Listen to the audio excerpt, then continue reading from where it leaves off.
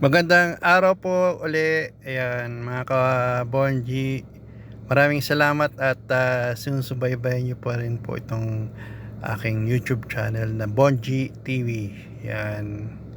Sa lahat po ng mga bagong taga-subaybay nakanood na itong channel ko, sana po subscribe po kayo sa channel ko at hit nyo po yung notification bell para maging updated po kayo sa lahat ng mga video na meron tayo. Nandito po tayo ngayon sa simbahan ng Naik. Makita nyo po, sa entrance pa lang, ang tiles, napakaganda po.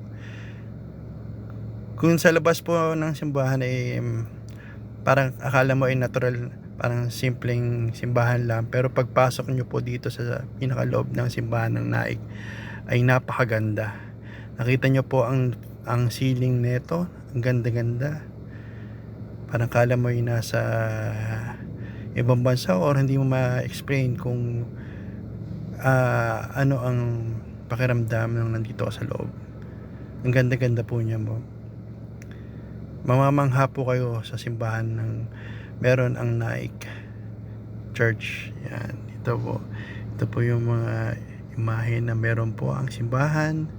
Ang ganda-ganda po ng mga design ng mga pinaglalagyan ng imahen. Yan, ang ganda po ng design. Kung di po ako nagkakamali, itong simbahan ng Naik historical church. Isa sa mga historical church dito sa Cavite. O di man dito sa ating bansa. Yan. Yan. Ito po yung entrance niya pagpasok po. Makikita nyo po ang ganda-ganda dito sa loob ng simbahan ng Naik. Yan. Mamamangha po kayo sa kagandahan ng merong simbahan na to ng Naik. Siyempre, andyan po ang ating poong ama na nagkagabay sa atin sa araw-araw at tumutulong sa atin. Yan. Yan po, yan po. Ibang klase po yung ang ganda po dito. Maganda po ang simbahan ng Naik. Mga design niya, architectural design, yung ambience, napaka cool kumbaga.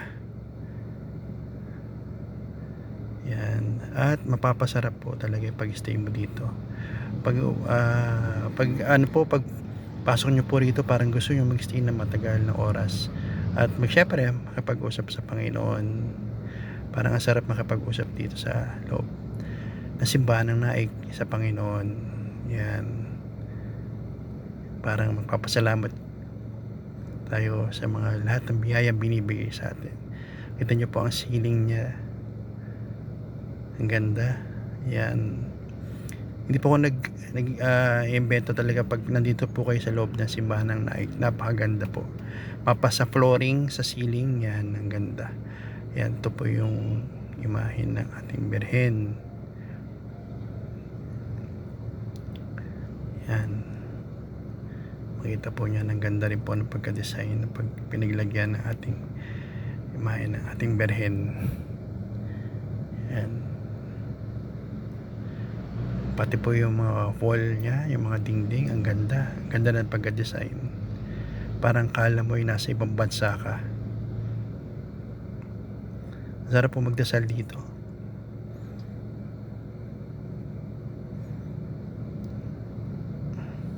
At least kapag nakapasok ko po dito sa simbahan ng Naik.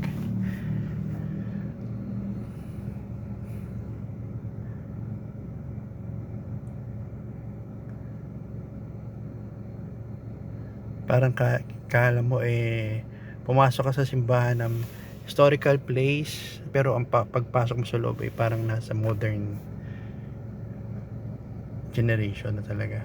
Yan, modern pero yung design niya is doon pa rin yung pagka-classic. Yan, di po. Yan, ang ganda ang ganda po rito.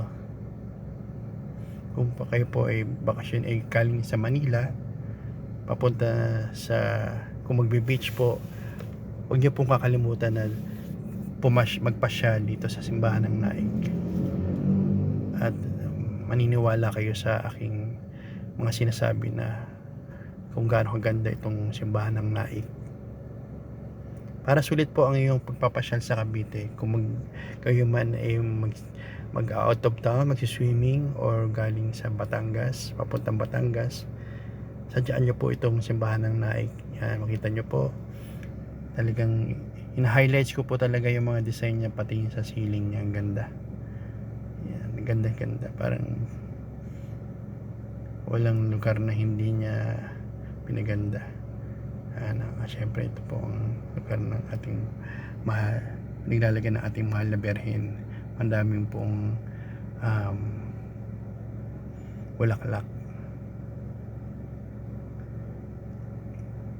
Iba po ang ganda rito. Yan. Ulitin ko po sana, kung bago lang po kayo dito sa aking channel na Bonji TV, sana po mag-subscribe po kayo at hit nyo po yung notification bell para maging updated po tayo sa mga papasok pa mga video ipopost po natin. Yan, dito po tayo, ang daming bulaklak, ang ganda, di ba po?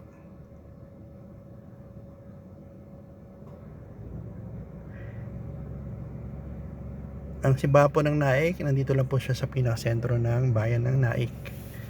Yan, hindi po kayo mahirap sa pagpasok. Yan, di ba po?